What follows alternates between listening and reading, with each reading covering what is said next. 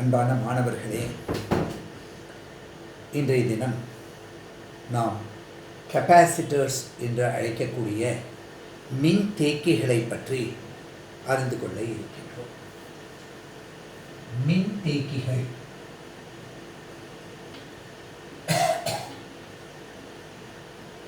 Capacitor, condenser என்றெல்லாம் சொல்லக்கூடிய capacitance என்று சொல்லக்கூடியது.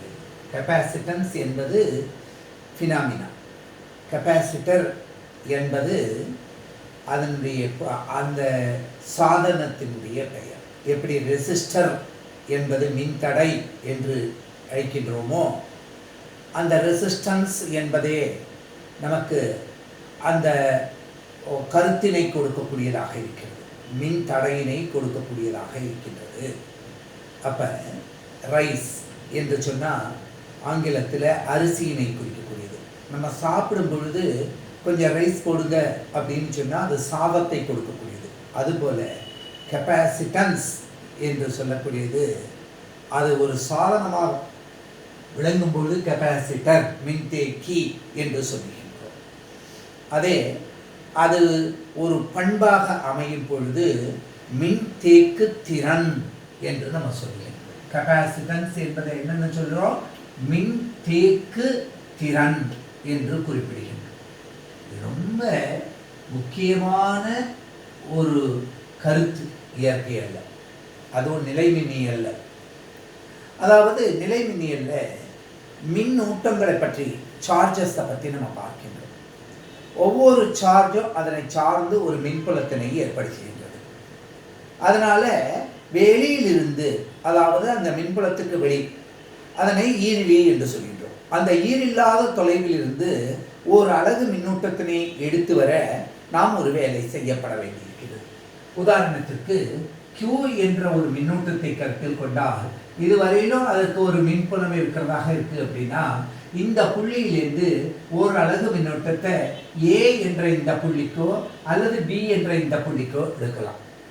இப்போ இந்த A என்ற இந்த புள்ளி இந்த மையப்புள்ளி மின்னோட்டத்திலிருந்து, புள்ளி மின்னோட்டத்திலிருந்து தொலைவில் இருக்கு, இது அருகாமையில் இருக்கு. நமக்கு தெரியும் இங்கே செய்யப்படுகின்ற வேலையினுடைய அளவு அந்த விசையினால் வர்றது. விசையில இடைத்தொலைவு என்பது அதற்கு எதிர்த்தகவலை இருமடியாக இருக்கிறது அப்படிங்கிறது தெரியும்.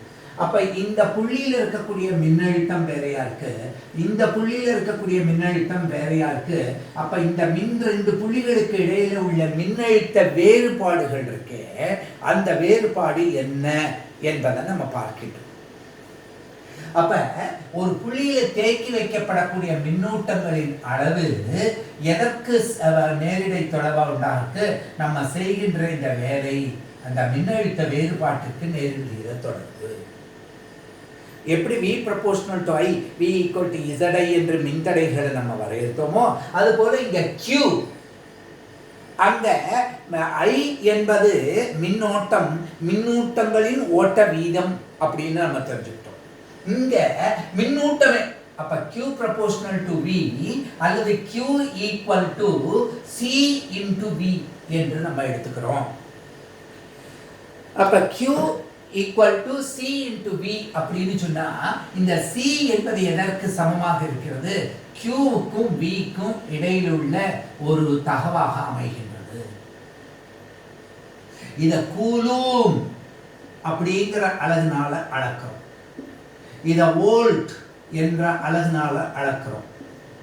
இந்த கூலூம் பை வோல்ட் என்பது ஃபாரட் என்ற அலகுனால அளக்கப்படுகின்றது. F என்று குறிப்பிடுகிறது.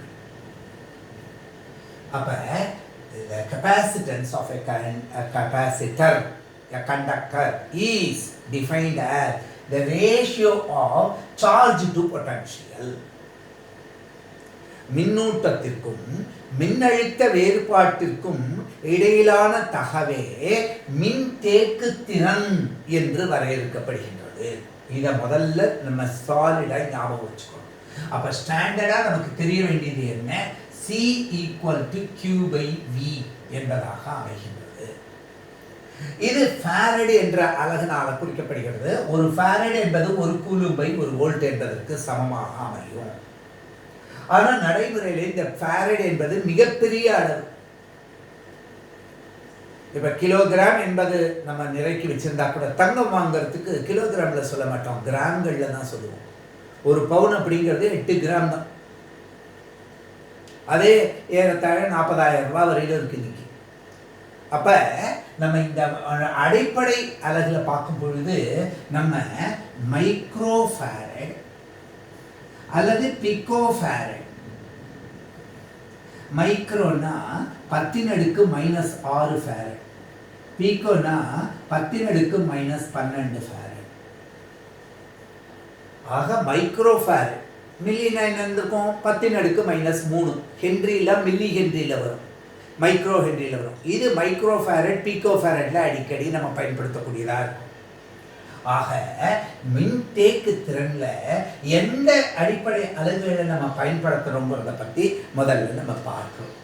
இப்போ ஒரு எளிமையான ஒரு இணைத்தகடு மின்தேக்கி என்ன அப்படிங்கிறத பற்றி பார்ப்போம் முதல்ல.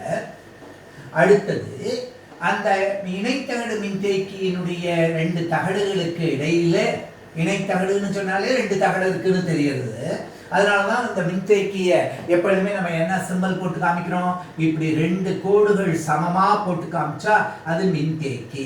இப்படி ஒரு பெரிய கோடும் ஒரு சிறிய கோடும் போட்டிருந்தோம்னா அது செல், மின்கலம் என்று சொல்றோம். இது பிளஸ், இது மைனஸ்ன்னு. இது மின்கலம். இதே அடுத்தடுத்து இருக்கக்கூடியதா நம்ம காமிச்சிருந்தோம்னா மின்கல அடுக்கு, பேட்டரி என்று நம்ம சொல்லியிருப்போம். நம்ம இங்க இதை கன்ஃபியூஸ் பண்ணிக்க கூடாது. நம்ம எடுத்துக்கிறது என்ன அப்படின்னு சொன்னா மின்தேக்கி. இதுல 2 தகடுகளும் சமமான பரப்பளவு சந்த தொலைவில் பிரித்து வைக்கப்பட்டிருக்கு. இதைத்தான் இணை தகடு மின்தேக்கி என்று சொல்கின்றோம். parallel plate capacitor என்று ஆங்கிலத்தில் குறிப்பிடுகின்றோம். அதை என்னன்னு சொல்றோம்? இணை தகடு மின்தேக்கி. நல்ல கவனி.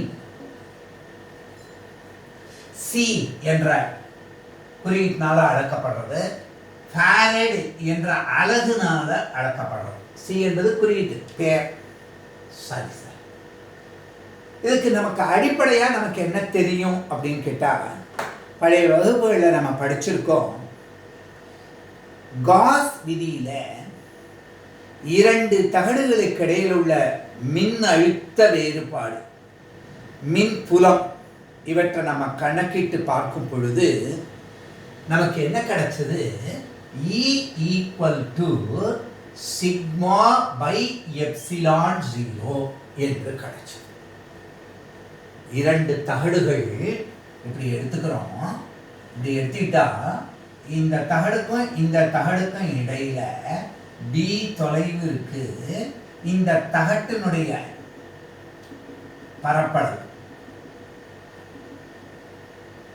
இந்த பரப்பளவு இருக்க, இந்த பரப்பளவு A என்பதாக எடுத்துக்கொண்டிருந்தோம்னா, இதுல எந்த பரப்பிலையும் மின்னூட்டங்கள் முன்பே சொல்லியிருக்கேன். மின்னூட்டங்கள் ஒரு பரப்புல சேரும் பொழுது எப்படி எண்ணெய் துளியானது நீரின் மேல் பரவுகின்றதோ, இந்த ஸ்கின் எஃபெக்ட் என்கிறாப்புல, அப்படியே பரப்புல வர்றது. அப்ப அந்த பரப்பு அடர்த்தி சிக்மா = Q/A என்பது நமக்கு அடிப்படை. இதிலிருந்து Q = σA என்று நம்ம எடுத்துக்க முடியும். மின்புலத்தினுடைய அளவை நம்ம என்ன அப்படின்னு எடுத்துக்கிறோம்? காஸ் விதிப்படி எடுத்துக்கிறோம். பொதுவா இந்த மின்புலம் அப்படின்னு சொல்றோமே, இந்த மின்புலத்தினுடைய அலகு என்னவாக இருக்கு அப்படின்னா வோல்ட்/மீட்டர்.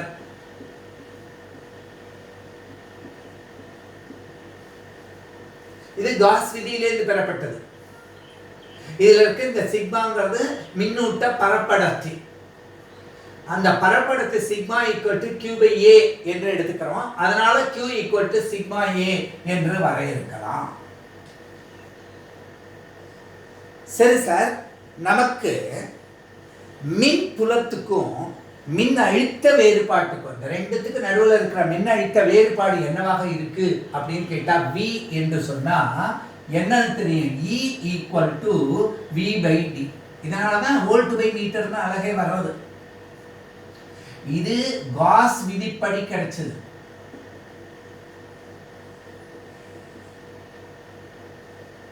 இது வரையறைப்படி.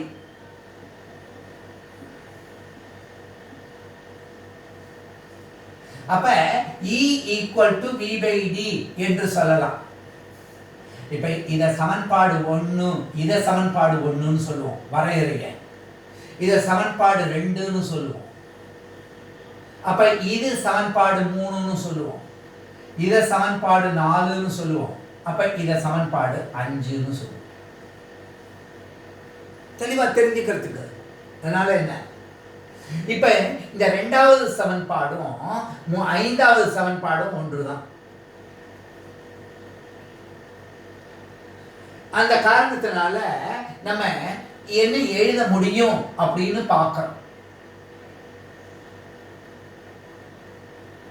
எப்படி எழுதணும் அப்படின்னு பார்க்கிறோம். இதுல V என்ற மின்னழுத்த வேறுபாடு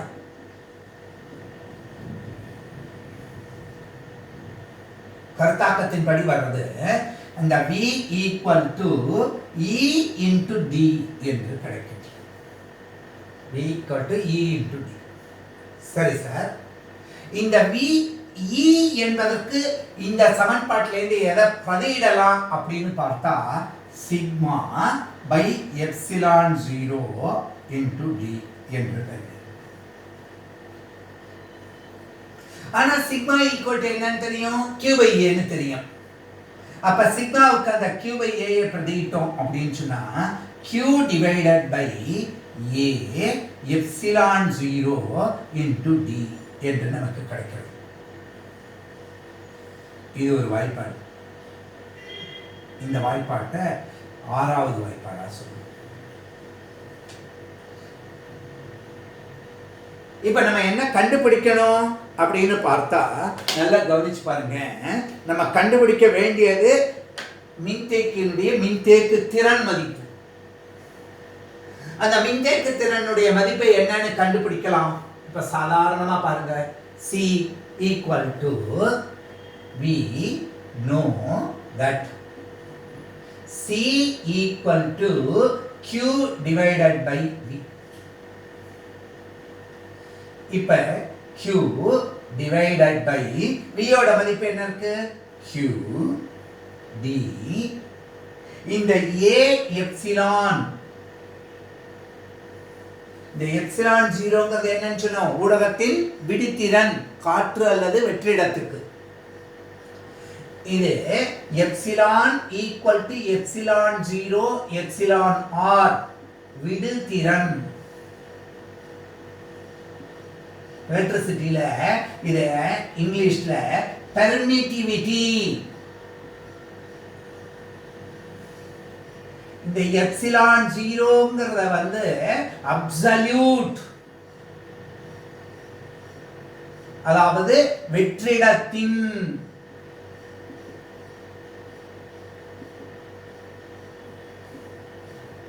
காற்று அல்லது வெற்றிடத்திற்கு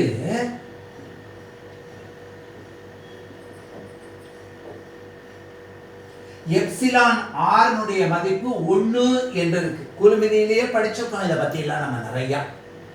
ஊடகத்தின் விடுதிறன் 1/4 by epsilon Q1 Q2 by R square. Epsilon என்பதை எப்சிலான் 0 எப்சிலான் R என்று எழுதலாம். இந்த எப்சிலான் R அப்படிங்கிறது காற்று அல்லது வெற்றிடத்துக்கு 1. அப்ப எப்சிலான்ங்கிறது எப்சிலான் 0க்கு சமம். நம்ம முதல்ல இணைத்த விடையில காற்று அல்லது வெற்றிடத்தை தான் எடுத்துக்கிறோம். அதுக்கப்புறம் தான் அந்த நடுவில் கடத்தி போட்டா என்ன வரும், ஒரு டைஎலக்ட்ரிக் மின்காப்பு பொருள் போட்டா என்ன வருங்கிறதெல்லாம் பத்தி நம்ம பார்க்க இருக்கின்றோம். இப்ப கவனிச்சு பாருங்க. அப்ப C equal to Q by V QA, அதாவது Qங்கிற இடத்துல Q வச்சுட்டோம். இந்த V என்பதற்கு இந்த சமன்பாடு Rல இருந்து இது வந்தது. அப்ப இது ரெண்டும் போயிடுச்சு அப்படின்னா C equal to epsilon 0A by D. ஒரு மின்தேக்கி, இணைத்தட மின்தேக்கியின் மின்தேக்கு திறனுக்கு உண்டான ஒரு வாய்ப்பாடு எவ்வளவு சுலபமாக கிடைக்கிறது. நம்ம வரையறையிலேருந்து இதுதான், இது ஒரு அடிப்படையான, இது நிறைய கணக்குகளை இதை வச்சு நமக்கு கேட்குறாங்க. இந்த பாடத்தை நம்ம சிறப்பாக நம்ம எடுத்துட்டு இருக்கோம். நம்ம தொகுப்புல ஒரு 4-5 காட்சி பதிவீடுகள் இந்த மின்தேக்கிகளை பற்றியே வரப்போகுது. ஏன்னா மின்னோட்டவியல்ல மின்தடையை பற்றி, இந்த நிலைமின்னியல்ல மின்தேக்கிகளை பற்றி, அடுத்தது மின்காந்த தூண்டல் பகுதியில் மின் நிலைமத்தை பற்றி எல், இந்த LCR, இந்த 3 பாசிவ், இதுதான் எலக்ட்ரிக்கல் சர்க்யூட்ரியினுடைய ஆதார ஆணிவேர். இதை கொண்டுதான் அனைத்து வகையான மின் சாதனங்களையும் உற்பத்தி செய்கின்றோம். எலக்ட்ரானியல் பகுதியில் diode, transistor, integrated chip, microprocessor போன்றதெல்லாம் பயன்படுத்தினா கூட அதுக்கு வருகின்ற மின்னோட்டம், மின்னழுத்த வேறுபாடுகளை முறைமைப்படுத்துறதுக்கு இந்த மின் நிலையத்தையோ மின்தேக்கிகளையோ மின்தடைகளையோ தான் நம்ம பயன்படுத்துகிறோம். ஒரு வால்யூம் கண்ட்ரோல்னா அங்கே மின்தடை இருக்கின்றது, ஒரு டியூனர் அப்படின்னா மின்தேக்கி இருக்கின்றது, ஒரு டிடக்ஷன் அப்படின்னு சொன்னால் அந்த மின் நிலைமம் இருக்கு. அந்த மின் நிலைமமும் மின்தேக்கியும் சேர்ந்து தான் நமக்கு ஒரு டியூனிங் சர்க்யூட்டாக கிடைக்கின்றது. 4 வகையான ஃபில்டர் சொல்கிறோம், வடிகட்டுவார்கள். அந்த வடிகட்டி சுற்றுகள் எல்லாம் பார்க்கும் பொழுது ஒரு குறிப்பிட்ட அலை நீளத்தை மட்டும், அதிர்வெண்ணை மட்டும் கொடுக்கக்கூடியது, ஒரு குறிப்பிட்டதை நீக்குவது, ஒரு குறிப்பிட்ட அலை நெடுக்கத்தை கொடுப்பது, ஒரு குறிப்பிட்ட அலை நெடுக்கத்தை நீக்குவது போன்றதெல்லாமே தவிர்ப்பது என்பதெல்லாமே நமக்கு இந்த சுற்றுகள், தொட்டி சுற்றுகளை தான். அப்போ மின்தேக்கியை பற்றிய அறிவு நமக்கு ரொம்ப முக்கியம். ஏன்னா மின்னூட்டம் இல்லைன்னு அடிப்படை. அப்ப மின்தேக்கியில் எவ்வளவு மின்னூட்டம் தேக்கி வைக்கப்படுகின்றதுங்கிறத தெரிஞ்சுதானே அதை செய்ய முடியும். அதனால தான் இந்த டெரிவேஷன் ரொம்ப முக்கியமா சுலபமா தெரிஞ்சுங்க. ஒரு 2 மின் கைகள், அதாவது அடுக்குகள் அப்படின்னு சொன்னா தகடுகள், சமமான பரப்பு d தொலைவில் இருக்கு அப்படின்னு சொல்றோம். காஸ் விதிப்படி இந்த 2 தகடுகளுக்கு இடையில உள்ள மின்புலம், இந்த தகடுக்கு வெளியில என்ன ஆகும்? இப்ப ஒரு தகடு எப்படி இருக்கு அப்படின்னா நேர்மின் தன்மை பெற்றதாக இருக்கு. இன்னொரு தகடு எப்படி இருக்கு அப்படின்னு சொன்னா எதிர்மின் தன்மை பெற்றதா இருக்கு. இதுல எவ்வளவு நேர்மின் தன்மைகள் இருக்கோ அதே அளவுக்கு எதிர்மின் தன்மையானது கீழ் இதுல இருக்கு. அப்ப இதுக்கு இடைத்தொலைவு d என்றால் நமக்கு இந்த இடத்துல இருக்கக்கூடிய மின் புலத்தினுடைய மதிப்பு, இது எந்த விதி கிடைக்கிறது? காஸ் விதி. காஸ் விதியினுடைய பயன்பாட்டில் நம்ம பார்க்கிறோம். 2 மில்லிய தகடுகளுக்கு இடையில இதனுடைய வெளிப்புறத்துல மின்புலம் சுழி. அப்ப வேறினமான மின்னூட்டங்களை கொண்ட 2 தகடுகள் ஒரு தொலைவிலே பிரித்து வைக்கப்படும் பொழுது அந்த மின்புலத்தின் மதிப்பு சிக்மா E = சிக்மா/ε0 என்று கிடைக்கின்றது. இங்க சிக்மா என்பது என்ன? மின் பரப்படர்த்தி.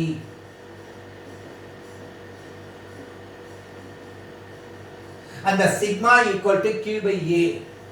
எனவே Q = சிக்மா/A என்று நம்ம எடுக்க முடியும். அப்ப வரையறைப்படி நமக்கு மின்புலம் என்பது மின்னழுத்த வேறுபாட்டிற்கும் இடைத்தெருவைக்கும் இடையே என்ன வாய்ப்பாடு? It is a negative space gradient of potential. அப்ப magnitude எடுத்துக்கிறோம். அப்ப V/D E = EdR. 0 ல இருந்து d வரையிலும் நம்ம பார்க்கும் பொழுது அந்த d லிருந்து மைனஸ் ஆஃப் அப்படின்னு பார்த்தா 0 கொடுத்து அதுல இருந்து மைனஸ், அங்க ஒரு மைனஸ் வருது. அந்த மைனஸ் நெகட்டிவ் ஸ்பேஸ் கிரேடியன்ட் மைனஸும் அதை சமன்படுத்தும் பொழுது நமக்கு சிம்பிளாக ED என்பதாக கிடைக்கின்றது. E = dV/dr - dV/dr. அதைத்தான் நம்ம பார்க்கிறோம். அப்ப 0 ல இருந்து d வரையிலும் இருக்கக்கூடியது d அளவிலிருந்து நம்ம 0 வரையிலும் வரணும் அப்படின்னா மேல் மதிப்பு முதல்ல பிரதியிட்டு, அதாவது மதிப்பை 0 பிரதியிட்டு அடுத்தது d மதிப்பை அடுத்தது கீழ் மதிப்பா தாழ் மதிப்பா பிரதியிடும் போது 0 பிரதியிட்டு மைனஸ் ஆஃப் போடும்போது அந்த மைனஸும் வெளியில இருக்கிற மைனஸும் போயிடுது. அப்ப ஆட்டோமேட்டிக்கா நமக்கு என்ன கிடைக்கிறது? ED. ஏன்னா dr என்பது தொகை கண்டோம்னாக்க இன்டகிரேட் பண்ணா என்ன கிடைக்கும்? d என்று கிடைக்கும். அப்ப மாறாத மின்புலம், அந்த மாறாத மின்புலம் E × D. அப்ப அதைத்தான் V = ED என்று குறிப்பிடுகின்றோம். அப்ப V equal to இந்த ஈல காஸ் விதியினுடைய சிக்மாவை எப்சிலான் 0 பிரதியிட்டா இந்த மதிப்பு கிடைக்கிறது. இப்ப சிக்மாவுக்கு Q by A என்று பிரதியிட்டோம்னா இந்த V equal to Q by A epsilon 0 D. சரி, இந்த Q V மதிப்பு தனியா தெரியும். நமக்கு Q மதிப்பு Q என்று எடுத்துட்டு இருக்கோம். அப்ப அந்த மதிப்பு அப்படியே கொடுத்திருக்கோம். இல்ல நீ Qக்கு சிக்மா A என்று பிரதியிட்டேனாலும் கீழ் மேலையும் Q இதைத்தான் போட போறோம். அப்ப அந்த ரெண்டு மதிப்பு அடிபட்டு போறது. அப்ப பாக்கி இருக்கக்கூடியது என்ன அப்படின்னு பார்க்கும்பொழுது C equal to epsilon 0 A by D இத்தனை ஃபாரட் என்று கிடைக்கின்றது. இதுதான் ஒரு இணைத்தகடு மின்தேக்கியின் மின்தேக்கு திறனுக்கான வாய்ப்பாடு. சரி சார், இந்த வாய்ப்பாட்டுக்கு அடுத்து நம்ம என்ன தெரிஞ்சுக்கலாம்? இந்த பயன்படுத்தும் பொழுது ஒரு எண் மதிப்பு நீங்க எப்பொழுதுமே ஞாபகம் வச்சிருக்கணும். என்ன அப்படின்னா, இந்த எப்சிலான் 0 மதிப்பு கணக்குக்கெல்லாம் 8.852 into 10 power minus 12.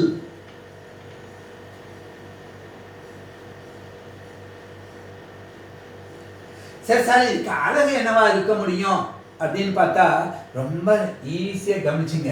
இது எங்கேருந்து எடுத்ததா சொன்னேன்? கூலும் விசையில் 1/4 எப்சிலான் 0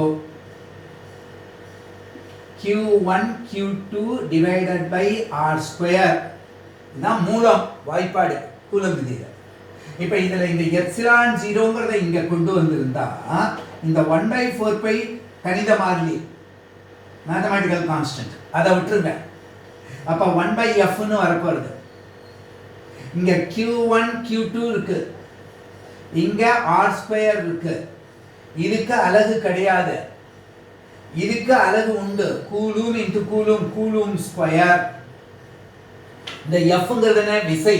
அப்ப நியூட்டன். மேல வரும்போது newton -1. R square metre square. மேல வரும்போது மீட்டர் -2. அப்ப இதுக்குண்டான அலகு என்னவா இருக்கு? Coulomb square newton -1 metre -2. ஏன் சார் இதை மட்டும் தனியா எடுத்து ஒரு முக்கியப்படுத்தி சொல்றேன் அப்படின்னு கேட்டா, அலகுகள்ல இந்த மல்டிபிள் சாய்ஸ் கொஸ்டின் MCQன்னு கொடுக்குறாங்களே, அதுல என்ன செஞ்சிருவாங்க, ஒரு ஆப்ஷன் 8.852 10⁻⁻12ன்னு கொடுத்துருப்பான். இங்க நியூட்டன் மீட்டர் ஸ்கொயர் கூலும் -2ன்னு கொடுத்துருப்பான். நல்லா பார்த்துங்க. அது எப்படி சார் வர முடியும் அப்படின்னு கேட்டா, இந்த Fங்கிறத நம்ம அப்படியே K அப்படியே 1/4 எப்சிலான் 0 என்னன்னு எழுதலாம், Kன்னு எழுதலாம்னு சொல்லியிருக்கேன். Into Q1 Q2 by R ஸ்கொயர்னு இருந்ததுன்னு வச்சுங்களேன். இப்போ K உடைய மதிப்புக்கு என்ன சார் அப்படின்னு கேட்டா, F into R square divided by Q1 Q2ன்னு இருக்கும் பொழுது நமக்கு இது என்ன கிடைக்கும்னா நியூட்டன் மீட்டர் ஸ்கொயர் கூலும் -2ன்னு இருந்திருக்கும். இதையும் சில இடங்கள்ல பயன்படுத்துவோம்.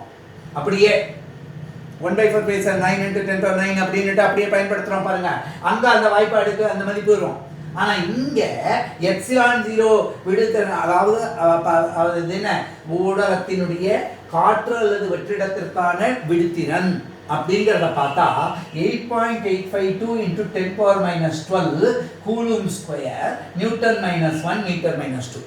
இந்த சாய்ஸ்ல எப்படி இருக்கும்? இது இந்த அளவும் கொடுத்துருப்பான், இதே மதிப்பை கொடுத்து இதையும் கொடுத்துருப்பான். 9 into 10⁻9க்கு இந்த மாதிரி கொடுத்து 4 கொடுத்தா ஒரே கன்ஃபியூஷனா போயிடும். 1/4 எப்சிலான் 0க்கு தான் 9 into 10⁻9.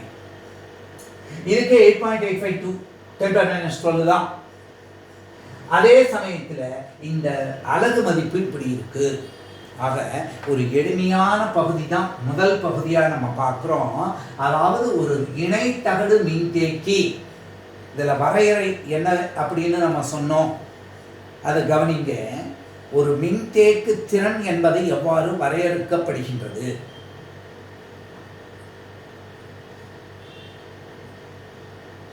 மின்னூட்டங்களுக்கும் மின் அழுத்த வேறுபாட்டிற்கும் உள்ள தகவே மின்தேக்கு திறன் என்று வரையறுக்கப்படுகின்றது. அது எங்கேருந்து வந்தது அப்படின்னு நம்ம பார்க்கும் பொழுது Q proportional to V. ஒரு புள்ளியில எவ்வளவு மின்னூட்டங்களை சேமிக்க முடியும் அப்படின்னா, இப்போ சாதாரணமாக ஒரு டெஸ்க் இருக்குது, ஒரு 3 பையங்க உட்காந்துருக்காங்க. 4வது ஒரு பையன் வரான். உடனே போய் உட்காரு அப்படின்னா அவங்களே கொஞ்சம் அட்ஜஸ்ட் பண்ணிவிட்டு 4வது பையனுக்கு இடம் கொடுத்துறாங்க. இப்போ அட்ஜஸ்ட் பண்ண வேண்டியிருக்கு, வேலை செய்ய வேண்டியிருக்கு. இப்போ நம்ம என்ன செய்கிறோம், 5வது ஒரு பையனை வைக்கிறோம். அப்போ அந்த 3 பேர் என்ன செய்கிறான், நம்மளை பார்க்குறான். என்ன சார் மறுபடியும் ஆளை கூட்டிகிட்டே இருக்கீங்களே, இது என்ன டியூஷன் கிளாஸா அப்படின்னு கேட்குறான். அங்கே தான் எவ்வளோ பேர் வந்தாலும் சேர்த்துப்பாங்க.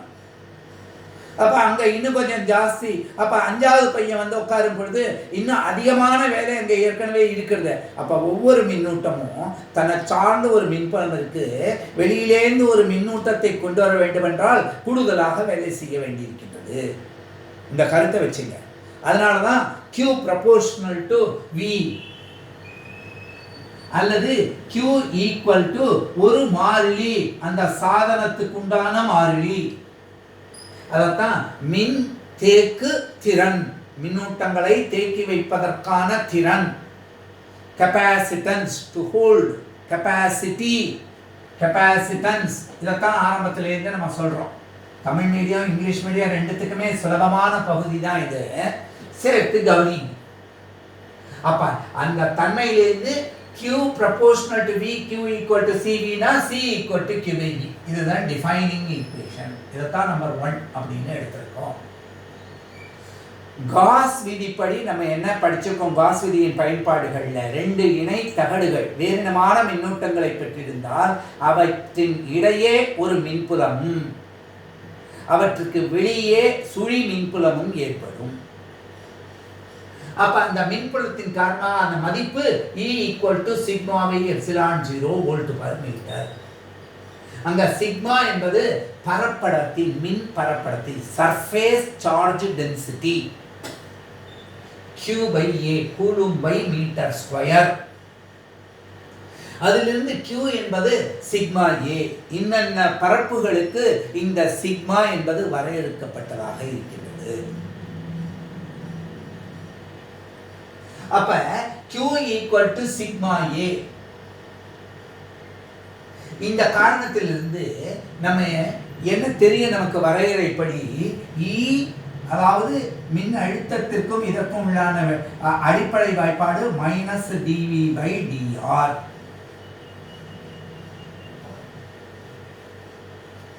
அப்ப மொத்தமா இதை பார்க்கும்போது இன்டகிரேட் பண்றோம். எதுக்கு நடுவில் எடுக்கிறோம், D என்ற அமைப்பிலிருந்து 0 என்பதற்கு. அப்ப இந்த மதிப்பை பார்க்கும் பொழுது நமக்கு அந்த dV E equal dV equal to, இந்த இன்டகிரேஷனை சற்று மாற்றி எழுதி காமிக்கிறேன் உங்களுக்கு, கவனிச்சு பாருங்க. dV equal to minus E dr. இந்த E என்பது மாறிலி. அப்ப இந்த தொகை நுண்தொகை கண்டுபிடிச்சா இதுக்கு dV ன்னு சொன்னா இது V என்று ஆகின்றது. மைனஸ் E இன்டு இதுக்கு அடி D ல இருக்கு, நுனி 0வா இருக்கு, 0வை பிரதியிட்ட. அப்ப இதை பார்க்கும்போது dr என்பதை இப்படி பிரதியிட்டா இது எதுக்கு நடுவில், 0க்கும் Dக்கு நடுவில். முதல்ல மேல் இதை பிரதிடுறோம் 0 மைனஸ், கீழே இருக்கிறத பிரதிடுறோம் அந்த D. அந்த மைனஸ் இதா மாறுறதுனால இந்த மதிப்பு என்னன்னா ED. இதுதான் இங்க மின்னழுத்த வேறுபாடு V equal to ED என்று எழுதியிருக்கிறோம். ரொம்ப ஈஸி. அப்ப V equal to σ/ε0 D என்று சொல்லலாம். அப்ப V equal to Q/A/ε0 into D. இதே மதிப்பு தான் σ/Q/A என்று எழுதி இருக்கிறதுனால. அப்ப இந்த வாய்ப்பாடுக்கு இந்த முதல் வாய்ப்பாட்டில் C ல பிரதியிட்டா QA/ε0/QD. அப்ப C equal to ε0A/D. அப்ப பரப்பினை அதிகப்படுத்த நமக்கு தேக்கு திறன் மதிப்பு என்ன ஆகின்றது, அதிகரிக்கின்றது. பரப்பினை குறைத்தால் நமக்கு என்ன ஆகின்றது, மின்தேக்கு திறன் மதிப்பு குறைகின்றது. அதனால தான் இந்த டியூனிங் கெப்பாசிட்டரில் என்ன இருக்கும், ஒரு தகடு இப்படி வந்து ஒரு அச்சில் இன்னொரு தகடு இப்படி இருக்கும். இது ரெண்டும் சமமாக இருக்கும்போது முழு பரப்பளவும் இப்படி சற்று திருங்கினா இப்போ இந்த ரெண்டுல காமனாக இருக்கக்கூடிய பரப்பு என்ன குறையிறது. அதனால மின்தேக்கு திறன் மதிப்பு மாறுகின்றது. சரி சார், இந்த டி என்ற மதிப்பு என்ன ஆகும் அப்படின்னு பார்க்குறோம். அந்த இடைத்தொலைவை குறைச்சோம்னா நமக்கு மின்தேக்கு திறன் அதிகரிக்கிறது. ஏன்னா இது எதிர்த்தகவில் இருக்கிறதுனால. சரி சார், இது பூராவுமே ஏதோ ஒரு மின்காப்பு பொருள் இருக்கு. அப்போ மின்காப்பு பொருளுக்கு நமக்கு என்ன வாய்ப்பாடு நம்ம வச்சிருக்கோம் அப்படின்னு பார்த்தா epsilon equal to epsilon 0 epsilon R. காற்று அல்லது ஊடகத்துக்கு தான் எப்சிலான் ஆர் மதிப்பு 1. மற்றதுக்கெல்லாம் அதனுடைய மதிப்பு 1ஐ காட்டிலும் கிரேட்டர் தேன் 1.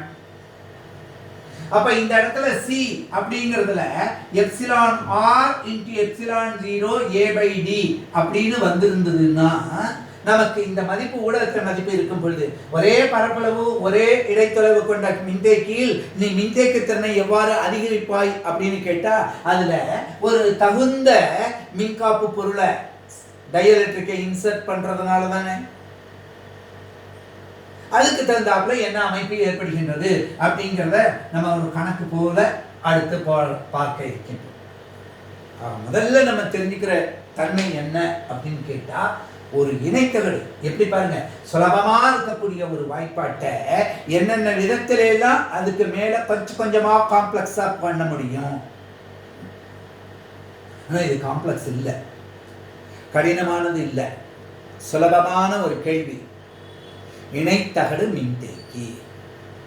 இன்னும் அழகா இதுல பார்க்க போறோம். இந்த மின்தேக்கியில எப்படி மின்தடைகளை தொடர் இணைப்புல பக்க இணைப்புல இணைக்க முடியுமோ அது போல மின்தேக்கிகளையும் இணைக்க முடியும். அப்ப இந்த மின்தேக்கி தேக்கி வைக்கப்படக்கூடிய ஆற்றல் மதிப்பு ஆஃப் கியூவி ஸ்கொயர் எவ்வாறு கிடைக்கின்றது? ஒரு மின்தேக்கியில் உள்ள மின்னழுத்த ஆற்றல் என்ன? ஏன்னா நமக்கு தான் தெரியுமே நிலை மின்னாற்றல் தானே இது. தேக்கி வைக்கப்பட்ட பொருள்ல இருக்கக்கூடிய ஆற்றல் என்ன? நிலை மின்னாற்றல். அந்த மதிப்பு என்ன? அந்த மதிப்புகள் எல்லாம் ஆஃப் சிவி ஸ்கொயர் என்று பார்க்க போகின்றோம். எப்படி கைனடிக் எனர்ஜியில் ஆஃப் எம்பி ஸ்கொயர் பார்த்தோமோ அது மாதிரி இங்கே ஆஃப் சிவி ஸ்கொயர் என்று பார்க்க போகின்றோம். ஆக அந்த தன்மைகளையும் அடுத்து தொடர்ச்சியாக பார்க்க இருக்கின்றோம். இன்றைய தினம் மின்தேக்கி அது எவ்வாறு வரையறுக்கப்படுகின்றது, அது எவ்வாறு வரைமுறைப்படுத்தப்படுகின்றது, காஸ் விதியினுடைய அடிப்படையில் எப்படி எடுத்தோம், எப்படி மின்னூட்ட பரப்படர்த்தி என்பது நமக்கு முக்கியமான ஒன்றாக இருக்கின்றது, மின்னழுத்த வேறுபாட்டை எவ்வாறு நம்ம இந்த தொடர்பு சென்ற வகுப்புல அந்த ரெண்டுத்துக்கு உள்ள தொடர்பை தானே பார்த்தோம். அந்த அமைப்பிலிருந்து எப்படி அந்த மைனஸ் போச்சு, அதுக்கப்புறம் இதை பிரதியிடும் போது நமக்கு கிடைக்கக்கூடியது என்ன, அப்ப அதனுடைய அலகு என்ன, இந்த எப்சிலான் 0னுடைய மதிப்பு அதனுடைய அலகு என்ன அப்படிங்கிறத பத்தி எல்லாம் இன்றைய தினம் நம்ம பார்த்துருக்கோம். இதுக்கு மேற்கொண்டு இதனுடைய தொடர்ச்சி இந்த ரெண்டு தகடுகளில் ஒரு மின் கடத்தியை வச்சா என்ன நடக்கும், மின் காப்பு பொருளை முழுமா வச்சா என்ன நடக்கும்னு பார்த்தோம். இதில் ஒரு தண்டு மட்டும் வச்சிருந்தோம்னா காற்றும் இருக்கு மின்காப்பு பொருளும் இருக்கு அப்படின்னு சொன்னா அந்த சமயத்துல டி என்ற ஒரு தனிமன் அப்படின்னா மொத்த தொலைவு டி அப்படின்னா அப்ப டி மட்டும் மின்காப்பு பொருளுக்கு, டி மைனஸ் டி அப்படிங்கிறது என்னவா இருக்கு, காற்று இருக்கக்கூடியதா இருக்கு. அது ரெண்டு சேர்ந்து கொடுக்கக்கூடிய மொத்த அமைப்பு என்ன, மின்புல அமைப்பு. அதுல இருந்து பிரதியிடும்போது இதே காசு விதி தான். அதுல அந்த இடைத்தொலைவுகள் எல்லாம் இந்த மின்னழுத்த வேறுபாட்டுக்கு பார்க்கிறோம். இந்த மின்னழுத்த வேறுபாடு பிளஸ் அந்த மின்னழுத்த வேறுபாடு ரெண்டுத்தையும் சேர்த்து எவ்வாறு கண்டுபிடிக்க முடியும். இவ்வளவு எளிமையான ஒரு கருத்து. நிறைய கணக்குகளை நம்ம போடுவோம். இந்த அமைப்புகள் உங்களுக்கு நன்றாக புரிந்திருக்கும் அப்படின்னு நினைக்கிறேன். இதை நீங்கள் மீண்டும் மீண்டும் மீள்பார்வை பாருங்க. எது ஒன்று ரொம்ப எளிதாக இருக்கிறதோ அதுதான் நம்ம ரொம்ப சீக்கிரம் மறந்து போயிடும். அப்போ நம்ம நோட்டில் எழுதும்போது நான் சொன்னேன், தனித்தனி பேப்பரில் குறித்து பண்ணும்பொழுது ஒரு இணைத்தகடு மின்தேக்கி என்றால் நமக்கு முதல்ல வரையறை C equal to Q by V தெரியணும். காஸ் விதிப்படி மின்புலத்தின் மதிப்பு சிக்மா பை எப்சிலான் 0 என்று இருக்கிறத தெரிஞ்சிருக்கணும். ஏன்னா ஒரே ஒரு தகடு மட்டும் இருந்தால் சிக்மா பை 2 எப்சிலான் 0ன்னு படிச்சிருந்தோம் மின்புல அமைப்பு. இது ரெண்டு வேறுவிதமான மின்னூட்டங்கள் உள்ள தகடுகளுக்கு இடையில மின்புலம் இருக்கு, வெளியில சுழியாகின்றது அப்படின்னு நம்ம பார்த்தோம். அந்த தன்மை ஞாபகம் வச்சுக்கணும். அடுத்தது இந்த சிக்மா என்பது Q/A என்பதை இங்கே வரையறுத்து வச்சுருக்கோம் அப்படின்னு சொல்கிறோம். அப்போ V மின்னழுத்த, ஏன்னா Q/Vல Qக்கு சிக்மா A போடுறோம், Vக்கு என்ன பண்ணுறோம் அப்படின்னு பார்த்தாக்க இங்கே அந்த மின்புலத்தினுடைய மதிப்பை பார்க்குறோம். அந்த மதிப்புகளை பிரதியிட்டு எப்படி எடுக்கின்றோம் அப்படிங்கிறத நீங்கள் தெளிவாக தெரிஞ்சுக்கிடுங்க. இது ரொம்ப ரொம்ப எளிமையான ஒரு வரையறை. இந்த வரையறையிலேருந்து நம்ம மேலும் மேலும் எப்படி இந்த மதிப்புகளை பார்க்க இருக்கின்றோம். இதுதான். நன்றி.